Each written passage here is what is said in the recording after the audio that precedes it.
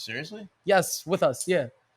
Bro, that would be like yes. the greatest honor of my life. You serious? No, seriously, 100%. Oh, we want to. real? Yes, my brother. No, seriously, honestly, no. Oh my God. We want to.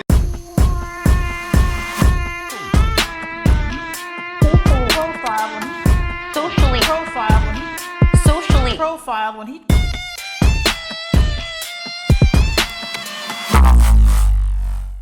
What's up, guys? Welcome back to another episode of Socially Profiled. I am your host, Adam Saleh, alongside with my co-host, Slim Albaher. What's popping? Yo, what's up? We out here in the gym, not the studio this time. We in the gym right now. In the gym, yeah. Brazilian Jiu-Jitsu, bro. Brazilian Jiu-Jitsu, man. It's very, very special. I'm not guys. sure you guys were doing that, but you were doing something on the mat. Oh, yeah, was it close? Were we good? You were amazing. No, we're doing you both instinctively know to get on top. I mean, you know what? Yemeni Jiu-Jitsu. That's what we're doing. Yemeni Jiu-Jitsu. Before I even introduce our special guest, I want to explain the story how we met to you, Slim, and to everyone who's viewing. So I was going to the boxing gym. And I was calling a bunch of rides like Uber, Lyft, and no one wanted to take me. No one wanted to take me to the boxing gym because why? Because it's in Brooklyn, and I live in Long Island. So a lot of people, some guy made me wait 11 minutes. And then once he got there, he was like, "Oh, I didn't know it was that side of Brooklyn." And he just like, what? I swear. Yo. And then out of nowhere, not a resounding endorsement for that part of the world. and then out of nowhere, mashallah, seriously, an angel in disguise, Jeff, came through. And I was very worried. I was like, man, what if he doesn't accept me, man? Like, I just went straight in and I just closed. I was like, it's in Brooklyn. Is that okay? Then he was like, yeah, that's okay. Why? What's wrong with that? And then I was like, a lot of people, they didn't take me. Some other guy didn't take me because it was far away. Another guy didn't take me because I had an open container of an iced coffee or something. Yeah. And then he came and I was like, finally, man, alhamdulillah, I went in. We started speaking to each other. You mentioned that you were a professional fighter. Yeah, I mentioned was talking something about jiu-jitsu came up. Oh yeah, something about jiu-jitsu. Oh no, there was something in the car where it showed Genesis the jiu-jitsu. Someone maybe left behind. Yes, a poster, and I was looking at it, and I was like, I've always wanted to do a video of like karate or jiu-jitsu with the kids, you know. Yeah. So I started you kept calling it karate. It's Brazilian Jiu-Jitsu, Adam. It's a whole. Yeah, but for the kids, you know, you say karate. You know what I'm saying? No, we have karate too, though. They have karate nice. too. Yeah. For the kids, karate, but for the big boys, you know, Jiu-jitsu, Brazilian jiu-jitsu. So I'm my wrist still hurt a little bit. Yeah. That's not jiu-jitsu. That's something else. That's like Aikido. Something else, Japanese, something else. But so I seen that, and then we just started speaking with each other, and then I told him where I'm from. I said I'm from Yemen, and then he said you've been to Yemen before, or like I was in Saleh, in the capital. Wow, Sana'a? Yeah. How long you were there for? Not long at all, just like a couple of weeks. But I knew a lot about it, and wow, I'd always wanted to be there. Wow, that's where I live. I live in Sana'a. He lives in Tez. I've been to Sana'a for only 3 days, but I loved it there, man. It was nice. It's nice city. Yeah, so I was just I was like, wow, no way. And then you told me you were Muslim. I was like, no. And obviously, people who are Muslim, it doesn't matter where they're from. But still, like, to me, I wasn't even expecting. That was the last thing I was expecting it. And then when you told me your whole story, how you became Muslim, it was just, it's like it happened at the right time, because I was going through a lot of hate of people who were ex-Muslims. In our last episode in our podcast, we had an ex-Muslim who's someone who's this Turkish guy who he went on a podcast. He was ripping the Quran. He was just disrespecting, saying, "Oh, Muslims, they kill people." This, that. So when I seen you, and I was like, "Wow, this is all love." This guy was childish. We brought him on the podcast for him to try to share his opinion, share his idea. He comes on ripping the Quran. It's like there's different ways to share your opinion. Yeah. So this is our special guest, Jeff. Jeff. Hey, welcome, Jeff. Welcome. I'm sorry, I'm such a bad speaker. You met him. You basically met him in an Uber. Is that what you're saying? Yes. Yeah, we met in Uber. We just started talking, and it was like, wow, this guy's so real and genuine and honest, and the stuff you're going through. People hide themselves well, and you weren't doing that. You were just like straight up about it. And it was a serious thing. And you were taking it really well. And he helped me so much about it, like a lot about it. How should I go about it this way? How should I go about it that way? And the main thing that stood out with me, it was go to the masjid. He told me go to the masjid, speak to the sheikhs over there, and then I was realizing, like, wow, like I would have never. I feel guilty putting God sometimes last. Why didn't I always put him first?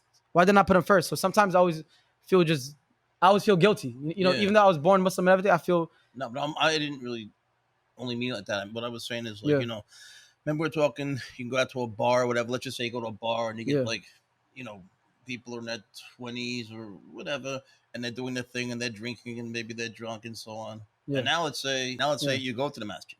Right? It's night and day. It's like now you're home. So when do you go to a bar and feel at home?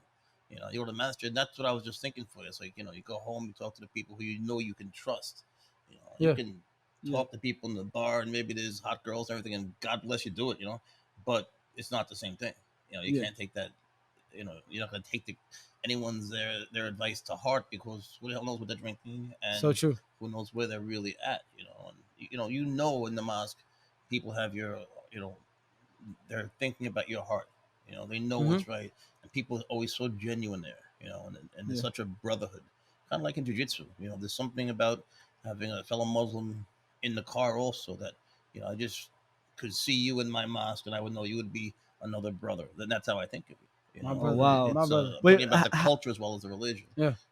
How'd you come across Islam? It's a sort of a long story, but the abbreviated version is, I was a reporter for New York Times for 30 years. Oh, wow. I still do it, and it's really fun. You meet people. I started in college at the school paper, and then I got interviewed by the grace of God, and I went to the interview, and I had no money, and I had this ugly suit, like Salvation Army style, because that was where I was from. It's like they call it, Salvation Army chic, I guess would be the fashion. So I showed up for the interview, and I'm scared to death. I'm 17, right? Wow. And I was like sweating like a pig flop sweat. Yeah. And then in walks in the guy interviewing me, the editor. He's wearing the same suit. Wow. So I was like, wait, this could be okay. When I felt so relaxed, I got that job. And so then from there, I just kept going. But in the end, I wound up covering crime and education, municipal disputes between environmentalists and people that wanted to build things and so on. But I wanted to cover the Middle East. That's where the real news is, Yeah. And you need Arabic and you need Hebrew, you need different languages to really understand. So you were like a journalist for NATO. Wow, that's amazing. To be a Middle Eastern correspondent. Wow, okay. So I hate using this word, but I went to Harvard and I didn't care about the name or anything like that. No, that's to us. That's Harvard. Oh my God! God, To me, it's really not. Like, to me, it was about a man. There was a guy there named Nadav Safran, who was born in Egypt but raised in Israel, and he spoke both languages. He understood the cultures. He wrote books on both, and he understood, both sides of the conflict. And I wanted to work with him. I didn't care where he was. I would have gone anywhere. Wow. And so that was like the greatest honor to have. He was a nice man. He took the time to work with me. And I was nowhere near, his intellectual level, but he took the time and he taught me so much. But anyway, I had to take, as part of the program to do the PhD there. Yeah. I had to take classes in Arabic, and that's when I started to hear like not so much in spoken Egyptian Arabic, which was a separate class, but in the Fusha, in the classical Arabic. Oh yeah. Even in like what they call MSA, modern standard Arabic, there was such a resounding sort of a musicality, but not just musicality, something a bit more, and it made me cry. And I had no idea that was even a thing. Wow. I mean, I see people in mosques now. Yeah. Like we're saying, that just authentic and genuine. Yeah. You see people cry. It sounds beautiful. It's very beautiful. It's so beautiful. Yeah. It's like the most beautiful sound I ever heard. Wow. Not when I was reading it. It sounded like I was mutilating it. Yeah. But because I was so bad at it, it made me appreciate its beauty and greatness and grace. And now, whenever I go to the mosque, I sort of try to hide it, but I do cry every time I hear it. It's beautiful. Wow. Amazing. That's very inspiring and touching, especially coming from someone who wasn't like born Muslim. And I was born Jewish. You're born Jewish? I was born Jewish. Yeah, I was born Jewish, and I lived abroad a lot. That's what I came up in Spain. Oh, a very Catholic country where if you're growing up in Spain, you're gonna be Spanish and Catholic in one package. Yeah. Yeah. Right? So, that was in the past. And when I came here, started working at the paper, and finally wound up looking to study to become a Middle Eastern correspondent. And I hit the languages.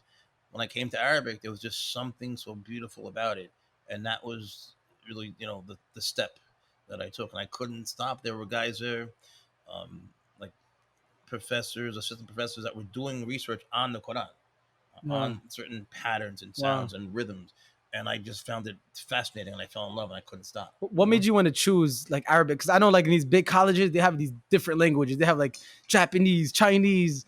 You know, in my school it was like the ordinary Spanish and I French. took You know, multiple, by the way. you took Japanese Yeah. and Chinese. Oh wow. Wow. Yeah. So hello. So and you took all of them: Arabic, Chinese, Japanese. But as part of my program, I was in something called NELC, Near-Eastern Languages and Civilizations, and also in the government department. So you had to take the Arabic. You know, I wish I could say it was a conscious decision, but in that part of the world, you know, that's what people speak. Oh, okay. So Oh, yeah. Okay, yeah. You had to take Arabic. I felt I had to learn Arabic. 100%. But I really felt that it was important to speak Arabic. I was hoping to learn, Egyptian Arabic. Everyone understands from the movies, right? Everyone understands Egyptian. Yeah. Like not like Moroccan, who's going to really understand Moroccan. Yeah, Moroccan dialect. has some French and Spanish in it. Yeah. Yeah, it's just tough to understand. You can have three consonants come together.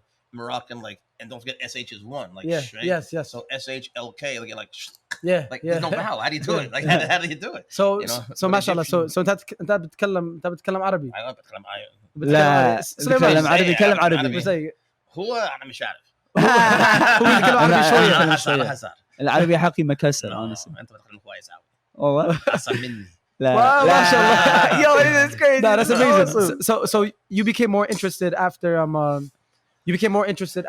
they were given the Quran. I was trying to learn the Egyptian Arabic just to be able to communicate, to cover stories. Yeah. Which I did. Yeah. But I really found that like that was cool to meet people and everything. It was a good social thing. But the sound of the Quran was something that was totally different. Yeah. And that's what I fell in love with. Yeah. I mean, of course, it's cool to speak and everything like that, but it's not the same Arabic. It's not the same feeling. It's like the rhythm, the rhyme, the musicality. There's so much to it that, what could be more beautiful? God's words, God's words. It's like, that's what they say. Like, if you can't, if you don't think the Quran's a real book, like, then try to produce a chapter like it. Like, it's impossible, Right, exactly. There's no way. There's no way. I mean, that's such a good point. I've said that to many people. Like, if you don't believe in any sort of anything divine, well, listen, just you don't even understand the Arabic. And look, many people, like most kids today from Pakistan or wherever, they want to be a hafiz, right? Yeah. You're not going to understand it. You're not an alim. You're going to memorize it. And that's great because you're going to feel the rhythm. You don't even need to know the meaning. Now imagine you know the meaning and you feel the rhythm. Wow, you're on your way to something that, can take you to heights that I can't imagine. I'm not there. But I've seen people, I've never felt like I was by any means a great Muslim at all. I'm working on it. But I've been around greatness. I've been around. But still, that doesn't mean anything. There's people out there everyone is trying to repent to Allah themselves. Who are we to judge? Who are we to judge? We're all end of the day, every son of Adam is a sinner. And all of us, nobody's perfect, no matter what. So like, as long as you have that intention, and at the end of the day, just try to be a better person by the day. I didn't even know Adam had kids. I don't have kids. He had like 4 kids. I don't have kids. He had like 4 kids. Those are my nieces and nephews. He said, your son Adam, Oh, okay. I'm just messing with you. Well, that's a delayed reaction. I saw it right now, too. He's almost got hit hard in that fight. Nah, that's when he almost broke my forearm. I don't know what was that move you did to my forearm exactly. Let me show you. I'll do it again. Just give me the other arm. This one's good. You want me to actually just, show you? Yeah. Well, essentially you're taking it's like a choke. If you choke somebody, you want to take the slack out.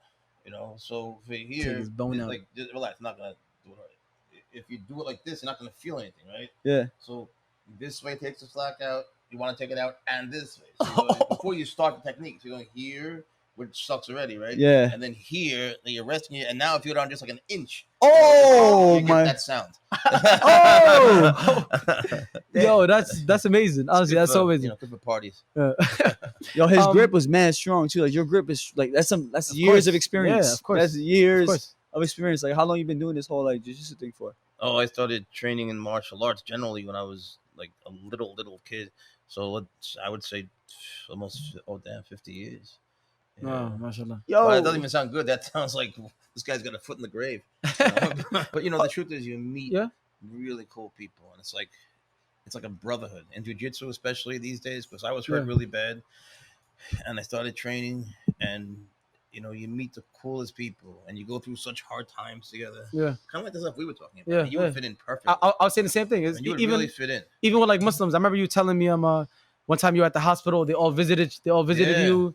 You know, they all come to you. They'll all show a lot of love. They came, Yeah. put their hands on my head, and Yeah. said prayers. It was like it made me cry. It was so beautiful. Wasn't Like, Wow. who else would really do that? Like, Yeah. not to knock any other community, but Yeah. just think of any community, religious or otherwise. Yeah. I mean, or just guys in a lodge. I mean, how many would really go to the hospital en masse some and stay with yeah. it? There are, of course, there's people that would, but I mean, generally speaking, the whole mosque came. I mean, Yeah. the whole masjid was there. Yeah. Wow. It made me cry, and it helped me get better. Which masjid do you usually go to? Because sometimes it's so hard. Masjid Hamza. Masjid Hamza. Oh, yeah. Yeah. Masjid. Valley Okay. Stream. And Valley Stream. Okay, well, Stored I think I go to another one. I go to another one near like Brooklyn? Belmore, up in Belmore. Oh, that's a beautiful mosque. Yeah, up I've been there Belmore. too. Yeah. Yeah, that's So beautiful. I was gonna say, so when you were interested in being Muslim, so where'd you take your shahada? Like, what was At your that journey? same place, Masjid Hamza. No Wow. way, Masjid Hamza. Masjid I Hamza. went there, and it was just time. I had been stopping by, and you know, I really knew the Arabic. I was able to read it, and I had that feeling. And I really wasn't even there to that. I wasn't even there for that. I was just there, and I was reading. I would go there just to read the Quran and the commentaries and Sharia and so on. And there was a guy there from Saudi Arabia who I've never seen again. And wow, I said, you know, let's just do it. Let's just do it. Yeah. And he did it, you know, and there was no one around. It wasn't like, it's not like you need to have a, you know, a priest or something. Of like, course. you know, it was just in a sense a personal thing. On the other hand, it felt like everything. Wow, mashallah. It was really beautiful experience. That's I'll amazing. never forget it, ever. Amazing. Amazing. Even when you're repeating the words, it's just, it's like something goes into your heart. How long ago did you take the shahada? It was like 5-6 years ago. Wow. Not long. Really, Yeah. Not long. Wow, that's crazy. And I'm always so impressed by the knowledge of the people there. It's amazing. You know, it's just amazing. And the kids that are memorizing Quran, it's like, it's amazing how much they know. Yeah. It's crazy because I looked up a word. This is so random, off topic. I was looking up what's the scariest, because I seen something on Twitter, you know, so it's not going to be on social media. It was like scariest word in the world. I looked it up on Google. If you type in what's the scariest word, Allahu Akbar, it comes up. Like Google tells you Allahu Akbar is the scariest word, ever. Yeah. I mean, it's because of the media though. Like, you know, like honestly, like every time people hear that word, it's usually followed by, you know, like, you know, ISIS or like, you know, like, just so people know, that means God is great. Yeah, exactly. Of course, we gotta make that word, like, we gotta cleanse it in the media. Like, a lot of people gotta understand. but Allahu Akbar means God is the greatest. People are genuinely scared. Like people are genuinely scared of that word. Like they get really, really scared. But yeah, it means God is the greatest. Wouldn't it be interesting if people just said it in English? I mean, imagine that. Imagine someone says God is great and people got mad at it. It's just because it's said in Arabic. Wow. Yeah, So true. I mean, would people really get mad? And then when they, like the guy you were talking about, who, what did he do? He ripped up the Quran. The guy ripped up the Quran. Yeah. Apus. His name is Apus. Apus. Well, you know, what does that achieve? If you don't like it, all right, you know, don't do it. Okay. Yeah. Well, what's the point of taking that next step? What did he say? What did he said? He said to protest. It's the protest Because but he wants to anger the community. That's what it was. He wants attention. Like, all right, then what? oh, the attention he's getting right now is from angry Muslims. He's not getting no attention from But like. then what? Like what is he hoping? It doesn't Let's solve say anything. It there's doesn't solve anything. a Yeah. chain reaction of influence, right? Yeah. All right, so now he's got people angry, and so now they're gonna do what? They hate him. I hate him. They're gonna text each other. Maybe they'll curse a bit. Then what? I mean, it leads to nothing really. Yeah. There's nothing That's there so except true. aggravation for him and everyone else. Like, and then even and reacting to it is equally stupid. Yeah. So true. That's what like. You know what we did? We brought in our friend. He's a Muslim scholar, Muhammad Hijab. Oh, Muhammad Hijab. yeah. That I was telling you about. You know, yeah. He's came awesome. in. He has a clarity of thought. Yeah, really. Yeah. He came in and he just, because that guy, the ex-Muslim, he wanted to come on our podcast because he knows our platform is a lot of young Muslims, a lot of young Muslims. So he was trying to come into our podcast to give them doubts about Islam, and he knew that we're not good speakers. You see me, man. Like I have a podcast, but I don't speak. I mean, that's me. It's like we haven't. It's not about speaking. It's but like having actual like genuine knowledge of the religion and stuff. Like, you know, like we rather have someone more experienced in the field of knowledge. Like Muhammad Hijab, he's Right. you know he's so he came in in the middle of the This guy, podcast. did he know what did he understand? What was his background? Did he have some knowledge of it? Muhammad Crazy Hijab? guy. No. Oh, the crazy guy? Apus? Yeah. He used to be Muslim. It's quite a name. What's his name? Apus. Apus. Yeah. All right, no comment. So anyway, He's Turkish. all right. And he used to be Muslim, and now he's not Muslim because this is the main reason why. Because Muslims say to kill Islam. It says to kill someone, whoever No, they kill. becomes a murtad. whoever becomes not Muslim no more, they deserve to be killed. And apostate. And obviously, we don't condone that. But we're just, you know they're saying in Sharia law Yeah, because but you know what? The Bible says that if your neighbor is working on a Sunday, you should kill him. yeah, wow. All right, so there are things that could be taken out of context and that, maybe Exactly. very Yeah. symbolic or metaphors, or they could be analogies, and it's so easy to cherry pick something and say that's what it's all about. That's what he does. I feel like he's just that's kid, what a lot bro. of people do about Islam. In Islamophobe, a lot of Islamophobe, they just cherry pick certain things and try to and they take it out of context without even trying to learn about the. That's what I was telling him. He had I felt like he had a misunderstanding of Islam, and now he's just like, I don't know. He He's gave him a nice opportunity.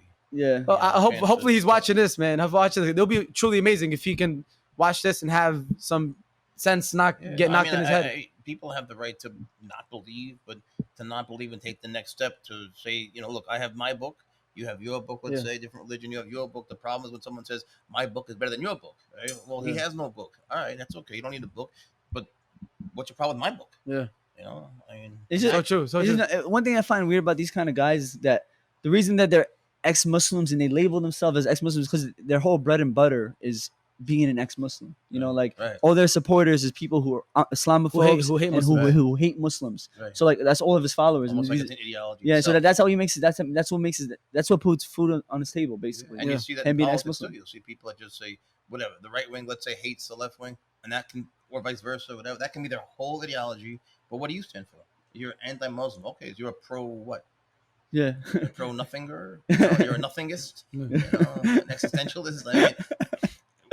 Where do these things lead? If you really follow through, to the natural conclusion, these what you might call, I don't know, theologies of hatred or whatever, they lead nowhere.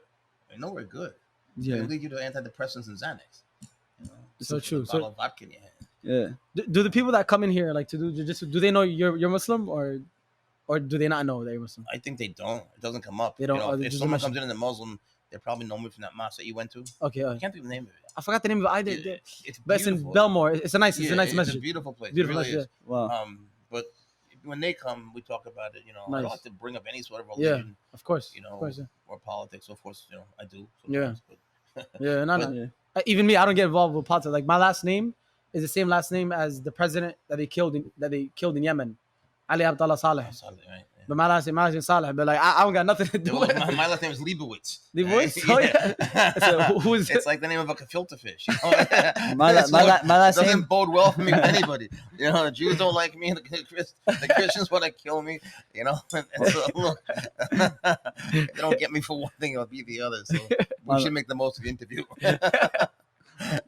My last name means ocean in Arabic. Albaher. Really? Yeah. Albaher. Frank Ocean. Slim Ocean. Slim Ocean, man. Album dropping soon. Plug in. So what do you do mainly throughout the days? I know, mashallah, you're very smart and you're very even though you just converted, you're very what I like about the people that convert, they're into it more than the people who are born Muslim. That's what I feel like, So even in the car where we had our private talk, you brought me, without you even knowing, you brought me closer to Allah. Seriously, that night I went back and I felt like a different person.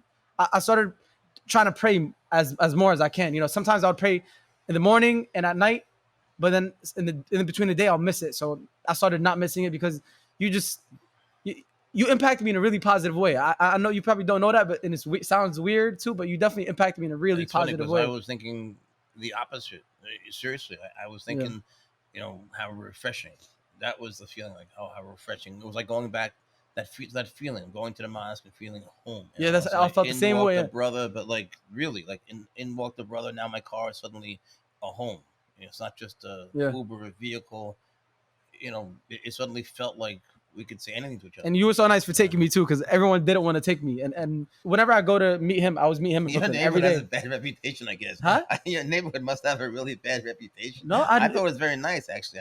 Really? I don't know why people most of the people don't want to go to Brooklyn or they want to go to the city from Long Island because it's far away. Because they can't pick up people on the way home. Or something like that. Yeah, they don't at all. So it spoke levels definitely when he was down to take me without even knowing me. So it was a lot. I'm so happy we met. It was like a great conversation. Definitely, we want to come and do jiu-jitsu class. I definitely want to try a jiu-jitsu class, man. It's your school now. Definitely, that'd be cool. Just come whenever you want. Just text me. We'll do it. Because it's definitely an art, man. It's an art that you got to learn, man. There's a science that you got to learn. What do you guys usually teach here mostly? Like But there's like jiu-jitsu? there's like a whole, it's hard, man. It's hard Yeah. for me. It's hard for everybody. Yeah. As I get older, it's harder. You have to be willing to do your part and go through a lot of hell. Yeah. Whatever movement that is when you're sparring, I would say the movement that you least want to do is when you have to do. Yeah. That's Wow. gonna make you healthier because Wow. why do you least want to do it? Well, maybe your body's not moving that way. Maybe you haven't been exercising that muscle, Wow. and then maybe you haven't been eating right. So like you train, then you find out what you want to eat instead of going to eat and finding out I don't train so well. Why am I not feeling so good? So it brings out these realities and truths.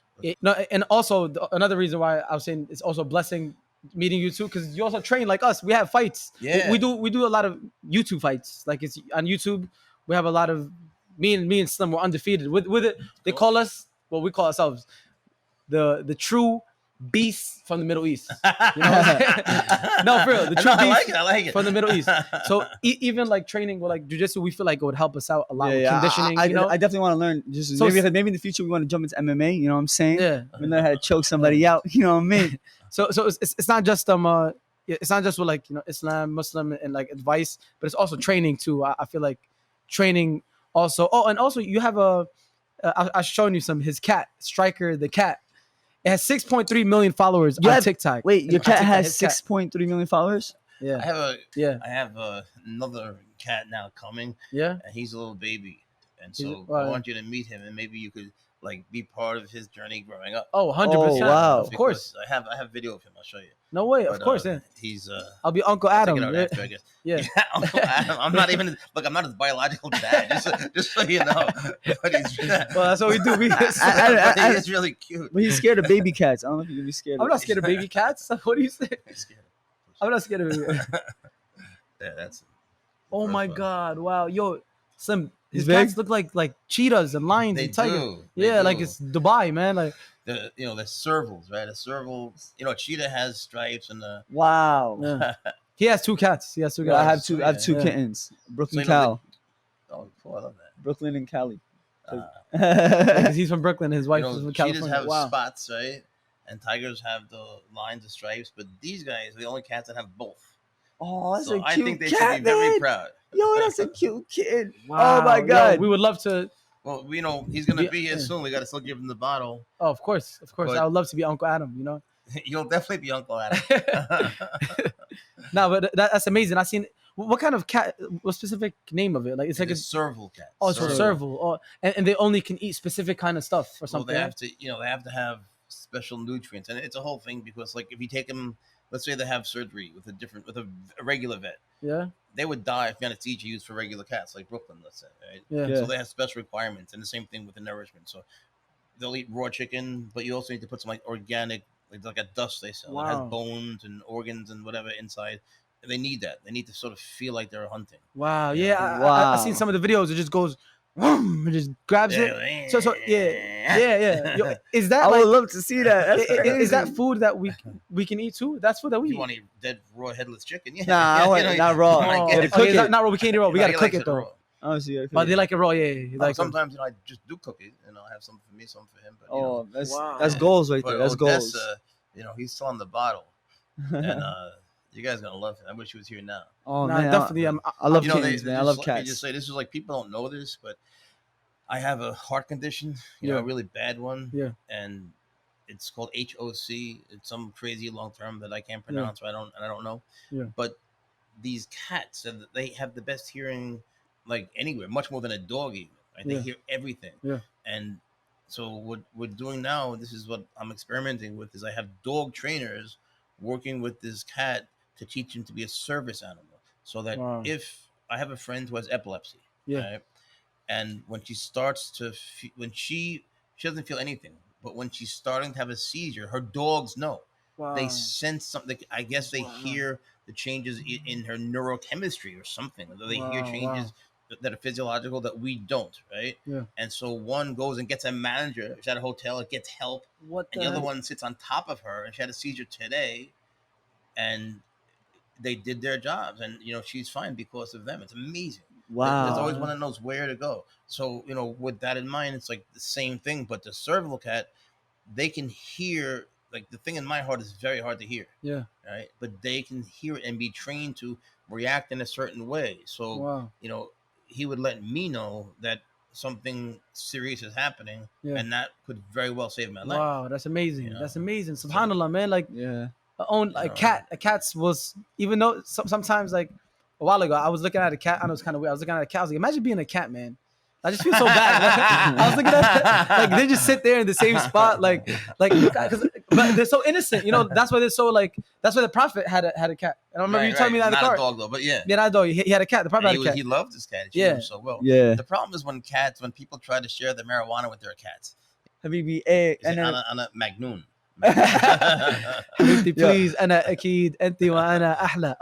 That's what it is. Drake did a song and he dropped the verse in Arabic. He dropped the verse and in Arabic. Like the whole world went crazy. Habibi, Nice. please أنا أكيد أنت ولا He's smart. He's smart. It sounds like a rap song. Yeah. So like what's new? Like what you been up to? Like with this whole quarantine stuff, what you been doing? The quarantine, With the whole it's darn- been, hard on everybody, but it's been obviously hard for the business because they closed down martial arts schools with the restaurants, and people think that we're listed as gyms, but we're not. And so there's all sorts of minutiae that's come up. And so what is it listed as instead of like it's listed as martial martial arts schools? arts school. Then there are places like ballet or Irish step dancing, Wow. whatever, and everyone's separate. So the thing is, our problem is that now, first of all, you can't how do you do jiu-jitsu without touching each other? Of Yeah. course. I mean, Wow, yeah. You can't. There's no way. Yeah. You got to body slam somebody. Yeah, how do you do that on Zoom? I'm on top. It'd be a cool video game. Don't look at me when you say that. So, it's been hard to, I had to get very creative, and I started driving Uber and Lyft. I did it before, but a lot more. Yeah. But, thank God there's been people coming. I met a couple, and it was funny. They started coming down to train, and it helped them apparently to, break their addiction. Yeah.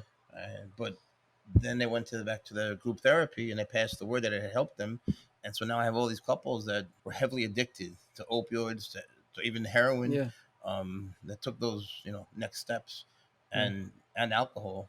And so this seems to help them stay off if they do their part. Wow, that's the amazing. problem is for a woman, and I don't know why, but if it's a woman, you train hard here. And when a woman trains hard after having been addicted, then they go into this bipolar cycle where they go really far down. Wow. And usually the guys call me like, I can't take this. I can't do it. Should I bring her or not? I'm like, yeah, just you could. And I've called a few neurologists, and they say in 3 months the woman should be better. But it's easily said. We're talking about an extreme, deep sort of almost violent depression. But if they keep coming, and some have, then they go back to being perfectly normal. Wow, yeah, that's good though. I mean, like if you have an addiction and like I feel like jiu-jitsu is a good way for like to get rid of that addiction, I guess. So you just gotta have your mind focused on something, have goals. Yeah, but it's scary sometimes. The female will go through like bipolar like symptoms. That's crazy. That's stuff. That's what happens because it gets like detox. It's kind of like a detox. Absolutely. And it's withdrawals, maybe like big time withdrawals. Because my dad, he smokes a lot of cigarettes, man, since he was like 13, and now he's turning 71. Has he slowed down or is he slowed down a little bit, just a little bit. Yeah, I always tell him mamnua. He never listens. He says, and this is no one even knows about this. Like he says he sees very like the vision is blurry. Unless he smokes a cigarette and gets the nicotine in him, then he can see clear. That's he needs crazy. it to see. He needs it to like his function. vision gets blurry. Is that what you just said? Yes, he said if his vision gets blurry if he doesn't smoke. So he needs to for him in order to see, he needs to smoke. That's a cigarette. That's why. That's really like the nicotine, or it's some sort of a psychological. Maybe like a psychological it's the nicotine probably from not having it. Yes. Psychological. That's smart. Yeah, 100%. I was thinking the same thing, and then he's just so addicted to it. And then when he went to the hospital, and he was just going crazy. They had to lock him up. No one even knows about this. Wow. They had to lock my dad up because he just wanted to take a cigarette break. But they were telling him like, you're gonna die if you smoke a cigarette right now. Wow. So they had to tie him up to the point, and then they gave him like these painkillers, and then he took the asthma thingy. The asthma has smoke. Yeah, the inhaler. Yeah. He started pretending that's a cigarette. That's how much he started pretending that's a cigarette. Yeah. Like that, it could be real serious, man. Like especially like someone like your dad, like who's been doing it since he was 11 years old. 13. 13. Like, how old is he now? Like 70, turning 71. Oh, that's like 50, 70 years. Yeah. That's crazy. It just scares me because when he left the hospital, and you're right, as you said, like, with Muslims, like my dad, everywhere, like all the Muslims were visiting my dad, and then it was so sad because he was at a nursery home. It was so sad because all the other parents and the old ladies, someone was like 103. None of her kids are there. Like none of her she was like they had been left there 20 years ago. Yeah. I was like, wow, like, and that's why, as when you said the brotherhood of Muslims and everything, they come visit you. More people from Mississippi, my family, they're coming to visit. Right. So it just meant a lot. And I would see all the other like the grandparents. I feel so bad. Like I feel so bad. Yeah. They have to like they're pooping on themselves. The nurses are like they don't care about them. And I was with my dad throughout the night, I don't trust no nurse. I don't trust no nurse. I don't trust nobody. But there was videos once. I think in Michigan, it was like a nursing home in Michigan where the woman she used to beat the crap out of like one of the Arab guys there. Like he was getting beat. Wow. Like she would slam him on the ground, like throw him off the bed. And he was be on the ground, and like someone else was just finding I think I've seen that. It's just great. Like, you can't trust nursing homes. Yeah, because they get angry, they get really rude, and they just start like exactly. That's wild. And they don't know how to deal with like people that are not their loved ones. So like it's different. Like from when my parents get old, I'm be the one taking care of them. Honestly, can you imagine like living like that? Like your family's not there, and let's say you're not a Muslim, right? And you're just alone, and you're gonna die with someone who you just met that just changes your urinal. I mean, wow, that's crazy to think about. Yeah, that just opened. I was imagining the same thing. There's a lady that was old, 90, 100 years old. Yeah. They're like, they don't even know where's they're like, my daughter came like 3 years ago. I don't know where she is right now. I started feeling bad. I started talking with them just so they feel like I give them some acknowledgement. Like there was just one story my brother-in-law told me. He used to work at like a funeral home, like where they wash dead bodies, right? Yeah. And he would wash the dead bodies, and he would go to the funeral and bury. They'll make a dua, and then they'll bury the dead body. He told me this one story that kind of gave me goosebumps. Like he said, it was a 7-year-old man. He's 7 years old. He cleaned his body and everything, and nobody came. Nobody came to the funeral. Nobody. Nobody. Imagine. He said, this is my brother told me. He's like, this guy's like over 7 years old. Imagine the amount of people that was in his life that he knew, and nobody came. Like, wow. And he's one that he's one that did the burial. My brother-in-law, he drove him all the way to Jersey and he buried him. It's like it was just like it gave me goosebumps hearing that. I was like, wow, like like at the end of the day, like in this life, man, like we're only here, like it's just ourselves, man. Honestly, It gives me it's chills, kind of scary. It's a little chill. It's kind of sad though. It's really sad, It is, and but in the end, it's also an affirmation of life. We know our time here is very limited. Yeah. So let's make the most of it because there is so much beauty here. There's so much that we can do. But to die like that, do you guys think that it's part of a son's responsibility to help a parent die? What do you mean, like help them die? To help them die, yeah. To help them to make the transition so that they're at peace, that they're calm, that they're not in pain. I know it's a terrible thing to talk about. Yeah. But do you see that as part of like? No, I see. For us, like as Yemenis, our parents. I'm not putting it very well, but you know what I mean, right? Yeah. Like our parents, like always come. Like we always take care of our parents. No matter what. Like when they get old, they stay with us. Like they stay with the oldest men. Right. Like the parents, and that's what we do. Like my grandma right now, she gets taken care of by all my uncles. All my uncles, they take care of her. They go from house to house, and then they try. It's important for us like to take care of like our older generation. Do you think that she would say that it's important to be born in your house and to die in your house, not in the hospital? To be born in your house and to die there, not necessarily the same house. I mean, to be in your home when you're born and when you die. That it's like a family. Your family is in some way enriching you, if you can use that word. You're not in some sterilized environment where everything is white with strangers in robes. That's what it is. Like we don't want to go to the level where it goes to like like nursery homes and stuff. I feel like it should be within the family's responsibility. Yeah. Like, do you agree though? Like, what do you mean by like help them die? Like help them die peacefully, not like in a like because that everyone's gonna like you imagine like you're really sick, you're in the hospital. Do you want to be in a robe with your ass sticking out, walking around? I mean, it's like humiliating. The whole thing. It's it's a very sterilized feeling. It's a cult. There's a book by Michel Foucault. Yeah, and he was this brilliant guy who like he would do history unlike anyone else. He would take something like say punishment, and he would look through the history of it and for example, if you were to steal, you would have your hand cut off. Going back in the day, right? Wow, yeah, If you were to rape somebody, chop, right? Yeah. And if you were to kill somebody, yeah, all right. But today, everyone's punished with the same thing, with time. yeah, You know, so he would go back and look. He would break down these histories in a way that was really really interesting, and it included a lot of things like this. He went back and just looked at the conditions in hospitals going way back in time, and how like the sterilized white room was something that didn't need to be in nursing homes. There's no real reason for that. That's something that maybe is important for someone who has an infectious disease or something of that nature. But there's a sort of something that's overly. I'm not like like I can't think of the word. It's like not the opposite of septic, whatever that is. Yeah. The room's so immaculately, perfectly clean, and the nurse you don't really know, and the urine on your bed, and it smells, and the food is disgusting, as opposed to being home in your favorite chair and the cat's in front of the fireplace, Wow, and your kids are there, and you know that they're going to continue on. Wow, and then, yes, they understand Islam, that they've had their education.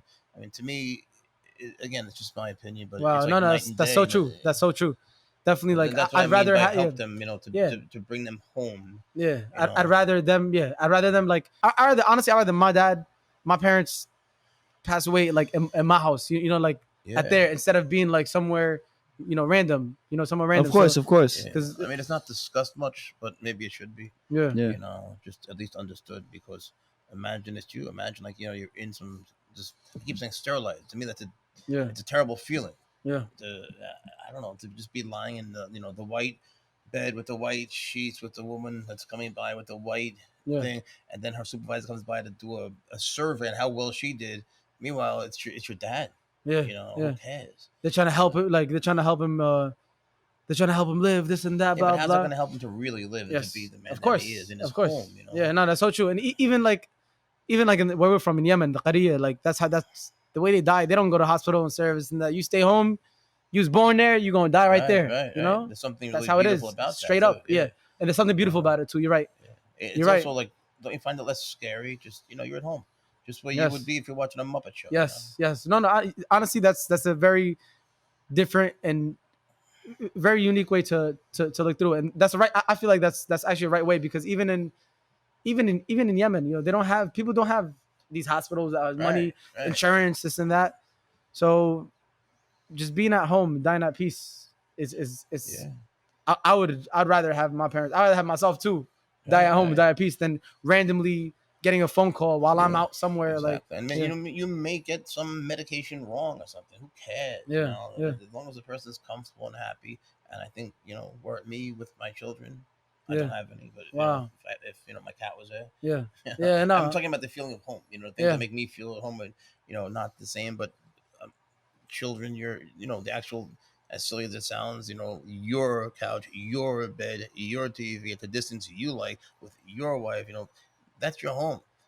You can't replace that in the hospital. And you can never ask somebody either. You can't say to any woman in the hospital, maybe your grandma or whoever, that you want her to go to a nursing home, and you can't ask someone to have less freedom and be happy about it. You need to go to a nursing home. Well, there's no way she's going to be happy about it. There's no way she's going to be happy there. My dad will go crazy. Happens. Whenever he wants to go to nursing home, he will scream. He was like, "Get the fuck out of here! I ain't going there." He will scream. No, I don't. He doesn't want to be there. My dad would rather be home than go to the doctors. My dad is always like, "His doctor's bullshitting. His doctor's this and that." Imagine what they're asking him to do. You're asking him to go from here, to your home, to this place, and in between the two, there's a whole gape. There's a whole gaping chasm of beliefs and cultures and values and feelings, and it's a journey. Maybe it's just too far for him to go. I think it's too far for anyone to go. Mm-hmm. And why should they? At the same time, it's like even like my mom, my dad, they're already. I always hear them like, they're telling me, when I die, they keep saying when they die, they're already ready to die. You know what I'm saying? They're already ready to die. It's just crazy. Like they're not saying like, "Hey Adam, help me live for another 10." They're not saying, they're like, "Yo, I'm ready." They know that like. I mean, just because of the old doesn't mean that they could die. Like you could die, anybody could die. Like look at the accident we had today, bro. Like, yeah, of course. We had in a car accident today. Oh my god, that was the scariest thing, bro. Like, it could have been worse. Yeah, no, you're right. But with them is that they're home. They're not in no accident. They know that they're home. They're just staying in the room, and they're just home. The only way that then if someone comes in, shoots them or something. Yeah. But they're just saying like, they know that they're already old and that they're ready to die, and they want me like, Adam, get married. You know, we're gonna die soon. Get married. Get They the want to kid. see your And kids. I'm like, come on. In Yemen culture, they want us. In Yemen culture, basically, they want us to marry young, so we can have kids young, so they could be grandparents. So like, I don't know, it's like a Yemen dream thing, and they kind of make us rush marriage. That's not kind of nice though. You know, I can understand what you're saying. I understand what you're saying too, but I can see their perspective. You know? Definitely, yeah, no, definitely. I see. I understand their perspective too, because you know, in one of our podcast episodes like 2 weeks ago, Dawa Man, he shot a Dawa Man. He said, if you're gonna be in a haram relationship, you know, like boyfriend girlfriend, and you know you're doing it to please her, and you're not pleasing Allah, you know, Allah will punish you for that because you're pleasing, right? We're pleasing her, and you're not pleasing Allah. But if you be a man, you know, and I don't know, get married and you please Allah, and just to not, you know, please it, then Allah will reward you for that. And you're pleasing yourself more. Anyway, Yes. You know? Yes. Exactly. It's like the lore of the forbidden. You know, you tell someone something is not allowed, they love it. You tell kids in school, you know, don't drink, don't smoke weed, don't do whatever. They're gonna do that. Yeah. Yeah. You know, it's the lore of what's forbidden. Somehow it calls out to them in a way that, you know, get out of your system. Yeah. You know, which is good. It makes you want to know, do it. It makes can't you just not do everything. People are gonna fall for these things. You know, but it's better to take, you know, learn the lesson and move on. Do you think that? It's a hard question. Yeah, no. You think that like it's a you always come with it. It's crazy. That it's a terrible thing for a Muslim to fear death? You fear death? No, I don't fear death. Nah, I'm a little scared. Honestly. Did you hope your accident was a little No, worse? I don't fear I got death. scared. I just, the only thing I fear is what happens after. I don't fear bro. death I at fear all. death, bro. Come on, man, don't play. But like that's what I'm saying. We just got to be prepared so the day no, it happens. But if we're good Muslims and we believe, like, yet we are afraid. I mean, I'm afraid of losing my parents. I'm afraid of losing people that are close to me. Yeah. But you know, I don't want to die yet. I'm afraid of it. Yeah. And yet I believe that there, you know, I know that there is something. But I don't think I don't think you should feel that way. I don't think, because if you fear death, then I feel like that every day you're gonna be like, oh, like just fearing. I think, to me, I just fear what happens after. Yeah. Like after you're gone, like then what? Yeah, it sucks you know? if you wake up and there's like blue flames there. Yeah, like the devil's like, Jeff, yo, homie, what's up, man? I'll be like, yo, not this. Nah, man, bro. You got water honestly, here? like, yo, the devil's like, I think you went a little too far, you know. And he's the devil, like, well, but I think it's normal to fear death, though. Chill out, like, no, it's cool. It is normal to fear death, though. Like, you know what I'm saying? It is like, normal to fear death. That fear of like dying is what keeps you like trying to make you a better Muslim and a better person. Honestly, you're right. That is for me, because so true. every time I think about it, I'm like, damn, and then I make sure I go pray. You know what I'm saying? I make sure, like, you know sometimes like people like want to miss out on prayer. You know, it's just like that. When you have that thought, I'm like, yo, I can't miss this prayer. You know what I mean? So like, so true. Yeah. And even if you like, you know, if you have your conviction is complete, you know, you unequivocally believe that there is an afterlife. Still, our time here in this physical world is still, you know, it's fleeting. We're just passing through. Yeah, I mean, like it's crazy. Imagine all of eternity is based on our behavior in this little tiny speck of time. Wow. You know, imagine how long we're going to be dead for. Like, you know, infinitely. Wow. You know, and it's all that determination is based on this little tiny speck of time. Like this 60, 70 years of life is nothing. Nothing. But you know, it's the crazy part. Like, years we're dead. You know. You know, there's like some scientists said like speculating that like there's other life outside of like Earth. You know, like the galaxy is huge. Yeah. It's so big. We're like a dot. You know what I mean? Like it's so big. Imagine like the amount of light. Like we don't know nothing. Like God created everything, man. This whole universe. It's just so genius. You know what I'm saying? There's a place called Trappist where I think there may be life. Trappist. What's that? It's a galaxy. We out? Where the conditions are right. That I believe there's water. Yeah. And that it could sustain human life. Wow. Or life. Wow. That's crazy, bro. Like, we should go there. Yo, we have Trapping and Trappist. That's a new rap song coming out. That sounds good. I like that. Nah, seriously, it's been an amazing time talking with you. I want to tell you something before we wrap it up or anything. So a few weeks ago, a friend of ours, his name is Dawa Man. I told you about it before. He surprised me and Slim, especially Slim, because he's never been to Umrah, to Saudi Arabia. And we're gonna go there in a few months, like 2021. So nice. I'm telling you right now, from me and Slim, and I know for sure Dawa Man can do this because it's a guy trip. You know, it's a guy trip, and there's a lot of people, a lot of converts and stuff who come going to Umrah.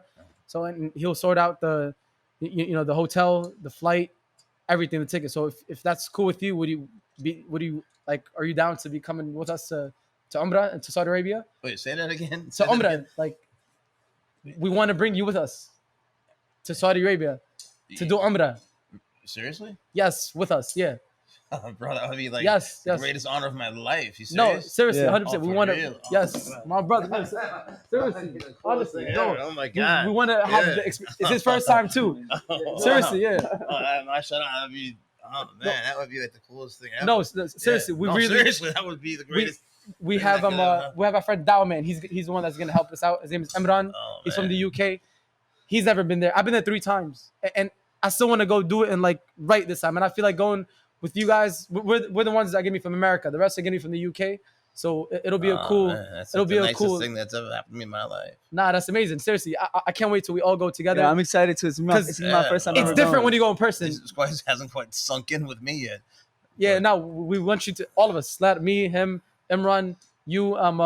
We don't know when. We don't know when yet, but it's definitely gonna be like beginning of 2021. That'd be the best thing of my life. Yeah. Thank you so much. I don't have the words to thank. Nah, don't thank any of us. Thank Allah. This is what Dawah Man said. Thank Allah because He's the one that wants you to go there. You know, He's the one that wants you to go there. There's some Muslims out there that are not there because they're just lost. They're just lost. You know, the fact that God wants us there at His home, that means something. Something. It's such a beautiful thing what you just did, and this is the kind of thing that like the Muslim community does for each other, and yet people think Allahu Akbar is a bad thing to say. Yeah. Wow. Well, yeah, nah. So true. So true. Wow. It's beautiful. Yeah. I can't thank you guys enough, man. It's gonna be fun, thank though. you. It's gonna be a Honestly, fun thank trip. you. It's gonna be Seriously, fun. My yeah. pleasure. It's gonna be fun too. Heart, It's a really like, as I said, I went there 3 times, and each time that I go, it's just like when you see it. Yo, I'm telling you, when I see it, this is before. Like when you go, there's gonna be a video after of like how you guys feel like during and after. But when you go, oh my, like, mashallah, it's beautiful. But you can see it like from far away. You see it like there, like oh, it's right there, and it's just like so much light and so much people. It's just a beautiful feeling that I can't even explain. I can't even explain this. Now, honestly, it's been a nice, genuine conversation with our brother Jeff, man. Honestly, like it's my first time meeting you and hearing your whole story and everything you've been saying. It's been real, man. It's been wonderful for me. I really appreciate you guys coming here. You're always welcome. Come, bring your friends. Oh wow. We have someone I consider the best fighter in the world coming here in Jiu-Jitsu. His name is Paulo Miao, and he's won pretty much everything you could think of. He'll be here on the 12th of September, so next Saturday.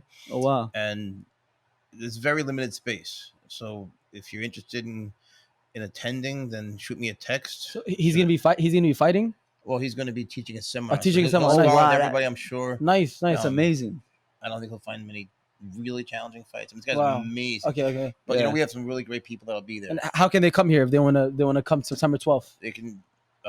Really, the best way is just to text me. Text you. Should I give the number out? You think? Yeah. If you get a number out, you're gonna get texted by a lot of people.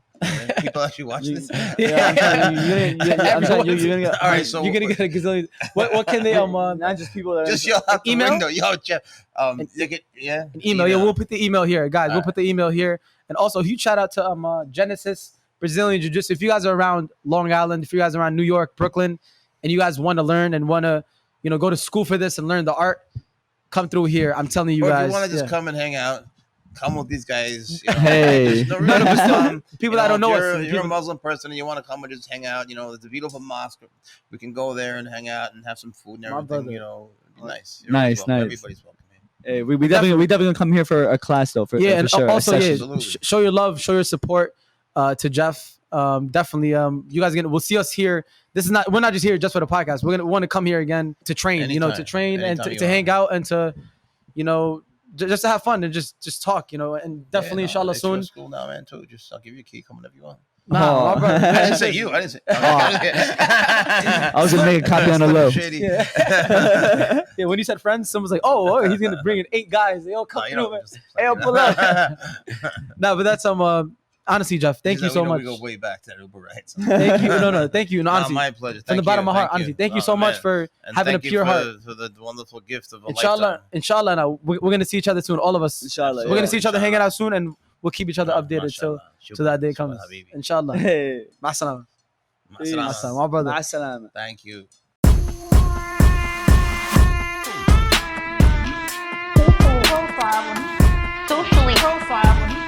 Socially profile when he